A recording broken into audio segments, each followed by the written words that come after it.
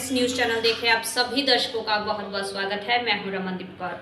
इस वक्त की बड़ी खबर आ रही है प्रयागराज से। क्या है पूरा मामला, देखने के लिए बने रहिए हमारे साथ। जहां प्रयागराज में बेहद चौंकाने वाला मामला सामने आया था। एक महिला ने प्रेस वार्ता करते हुए कुछ लोगों पर जहां जिन्नात की धमकी देकर ठगी करने का आरोप और उसके परिजनों को मरवाने का आरोप लगाया था, जिसकी खबर वर्ल्ड मीडिया टाइम्स ने प्रमुखता से दिखाई थी। जिसके बाद कर्नलगंज थाने में अब इस पूरे मामले पर संज्ञान लेते हुए एफआईआर दर्ज कर ली गई है। गंभीर धाराओं में 4 लोगों पर एफआईआर दर्ज करी गई है। वहीं सूत्रों की माने तो मुख्यमंत्री योगी आदित्यनाथ ने भी इस पर संज्ञान लिया है और उनकी खुफिया एजेंसी इस पर जांच कर रही है। ऐसे में क्या कुछ कहा था पीड़ित महिला संगीता गुप्ता ने, आइए दिखाते हैं। बताइए, किस तरह से आपको धमकी दिलवाई जाती थी, किससे धमकी दिलवाई जाती थी, क्या डिमांड होती थी, किस तरह से आपने पैसा दिया है और किसने आपके घर वालों को मरवाया, किसके ज़रिए मरवाया? ये हमारे जो पापा थे उन नैनी एडी कॉलोनी में, उनके पास गया और बोला हमारा मज़ार है, आके दर्शन कर लो। भगवान के नाम पे उनको ले आया और चादर का पैसा लिया। तो पापा जाने लगे उसके मज़ार पे, मुश्ताक अली के मज़ार पे, और कई साल गए कि तुम्हारा सब ठीक हो जाएगा, ये हो जाएगा, मेरे मज़ार के नाम से अपना घर में एक जगह दे दो, मज़ार बना दो। तो पापा बोले मज़ार तो नहीं बनाएंगे, पर हाँ उनके नाम से हम अपने घर में अगरबत्ती पूजा कर लेंगे सुबह शाम। तो पूजा करवाया और फिर उसके बाद बोला कि वो घर मत बेचिएगा। पापा जब उसको घर बेचे हैं तो पूरा परिवार बीमार था हमारा, और बीमारी की वजह से पूरा घर बिक गया। अब फिर उसके बाद बोला कि आप बड़ी लड़की को ले आइए मज़ार पे। हम मना कर दिए, हम कहे हम मज़ार पे नहीं जाएंगे। तो मेरे घर में एक किराएदार थी, उसको मारा और मेरे घर में आया। मेरी मम्मी और मेरा छोटा भाई मुकेश गुप्ता उसके साथ आया मेरे घर में। बोला कि इतने बार तुमसे बोले तुम नहीं बुलाई, देखो हम अपने आप आ गए, अब तुम अपने परिवार के साथ मज़ार पे आओ अपनी दोनों बेटियों को लेके।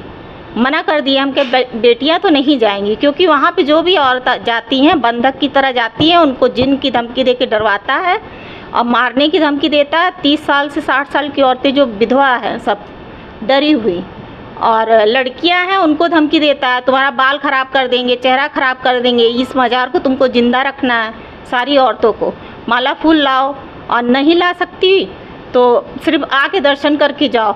और औरतों को चोरी करना सिखाता है कि रोज़ 10-20 अपने आदमी की जेब से चुराओ और उसको इकट्ठा करो और महीने में एक बार आके चढ़ा के जाओ। जो दूर की औरतें हैं उनको सिखाता। हमको भी बोला था कि आके, वो भी बात हम नहीं माने।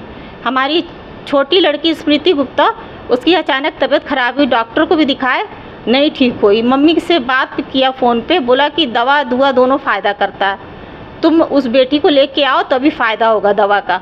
जब लेके गए हैं तो उसको भी इस्लाम कबूल करा रहा था, तो नहीं माने बच्चे हमारे, उसको मार दिया। कहा अब ये मर जाएगी, लेके जाओ तुम घर। और वो 28 और ये 18 के लास्ट महीने में इससे धमकी दिलवाता है। वो कहता है हमारे पास ऐसे ऐसे जिन हैं जो तुम्हें बीमारी से, रोग से, जैसे चाहे हम मार सकते हैं। कहीं शिकायत करता? हाँ, 2015 में जिस समय हमारे बच्चों के लिए धमकी दिया कि तुम पैसा चोरी करके ले आओ, तुम्हारे पास जो जेवर है उसको धीरे धीरे करके चोरी करो, इकट्ठा ना करो, जब मंगाएं जैसे ऐसे वैसे ऐसे ले आओ। हाँ, चौक के कोतवाली में हमने शिकायत, राजेश कुमार यादव थे उस समय, हमने शिकायत करी। फिर कर्नलगंज थाने में भी शिकायत करी, कोई कार्रवाई नहीं हुई। पुलिस जाती है वहाँ पे, वो लोग भाग जाते हैं 2-3 महीने के लिए, और फिर उसके बाद पुलिस 2-4 बार गई, क्या अब वहाँ बंद हो गया मज़ार, और उसके बाद फिर बैठ जाते हैं, फिर शुरू हो जाता है उनका। आपको बुलाया जाता है? हाँ, फ़ोन करके मम्मी को बुलाया जाता है कि इतने दिन हो गया, 6 महीना हो गए, साल भर क्यों नहीं आई, क्या चाहती हो, डॉक्टर को पैसा देना चाहती हो, दर्शन नहीं करने आओगी। क्या नाम है आपका? मेरा नाम संगीता गुप्ता। ज्ञानवापी मामले से जुड़ी खबर। ज्ञानवापी से जुड़ी 5 याचिकाओं में पर हाईकोर्ट में हुई सुनवाई। ज्ञानवापी परिसर में स्वामित्व विवाद मामले में सुनवाई शुरू। मस्जिद अंजुमन इंतजामिया कमेटी की ओर से अधिवक्ता फरमान नकवी ने कोर्ट में रखा पक्ष, तो वहीं मुस्लिम सुन्नी सेंट्रल वक्फ बोर्ड की तरफ से अधिवक्ता पुनीत गुप्ता ने रखा पक्ष। प्लेस ऑफ वर्शिप एक्ट के तहत सिविल वाद की पोषणीयता पर हुई बहस। हिंदू पक्ष की ओर से कोर्ट में पेश हुए अधिवक्ता विजय शंकर रस्तोगी। हिंदू पक्ष के अधिवक्ता विजय शंकर रस्तोगी के अनुसार मुस्लिम पक्ष के अधिवक्ताओं ने कोर्ट में दिया तर्क, कहा पूरी तरह से बहस के लिए नहीं तैयार।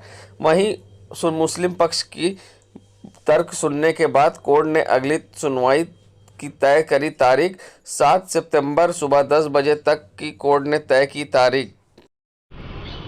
देखिए, ज्ञानवापी के संबंध में जो वाद संख्या 610 सन 1991 पुराना वाद दाखिल किया गया था, उसकी मेंटेनेबिलिटी के संबंध में हिंदुओं के पक्ष में दो न्यायालयों का फैसला है, जिसको चैलेंज किया गया है अंजुमन इंतजामिया मसाजिद के द्वारा, और उसके बाद UP Sunni Central Waqf Board के द्वारा भी उसी आदेश के विरुद्ध एक दूसरी याचिका दाखिल की गई है।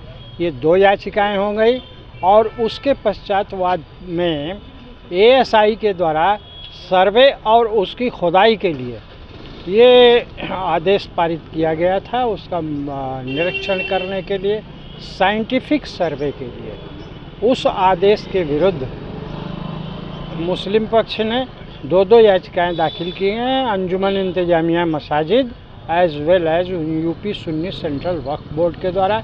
ये 4 याचिकाएं हो गई, और एक और याचिका दाखिल की गई है अंजुमन इंतजामिया मसाजिद के द्वारा, जिसमें उन्होंने जो स्थगन आदेश पारित किया गया था इस न्यायालय का, उस स्थगन आदेश को माननीय उच्चतम न्यायालय के निर्णय से वैकेट माना गया था Asian Resurfacing Road Agency Private Limited versus CBI में, उसके विरुद्ध फाइल किया गया है। इस तरह से 5 याचिकाएं कुल पेंडिंग हैं।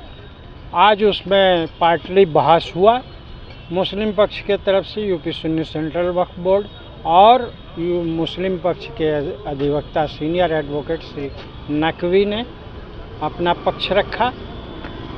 चूँकि उन्होंने यह असमर्थता व्यक्त की कि मैं फुल्ली प्रिपेयर्ड नहीं हूँ, इसलिए कोर्ट ने 7 दिसंबर 2023 की तिथि 10 बजे से आर्गूमेंट के लिए नियत कर दिया है। 10 बजे 7 दिसंबर 2023। मैं Vijay Shankar Rastogi, next friend, Kashi Vishwanath temple, Varanasi. प्रयागवासियों के लिए खुशखबरी है, जहां AC इलेक्ट्रिक बसें अब 24 रूटों पर चलेंगी। ये रूट नगरीय सीमा के अंतर्गत होंगे। नगरीय सीमा से बाहर ग्रामीण इलाकों से यात्रियों को शहर में आने के लिए परिवहन निगम अपनी बसें चलाएगा। प्रथम चरण में 24 रूटों का प्रस्ताव स्वीकृति मिल गई है। नई बसों के आते ही संचालन शुरू हो जाएगा।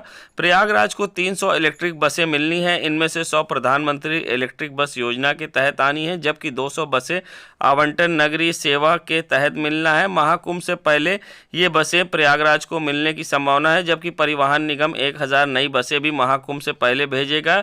इनमें 100 से अधिक बसें प्रयागराज में स्थानीय तौर पर सुविधा उपलब्ध कराएंगी, जबकि अन्य बस का महाकुंभ के बाद आवंटन अन्य रोडवेज परिक्षेत्रों में हो जाएगा। इससे पहले महानगर बस सेवा के रूप में शहर में 119 बसों का संचालन हो रहा है।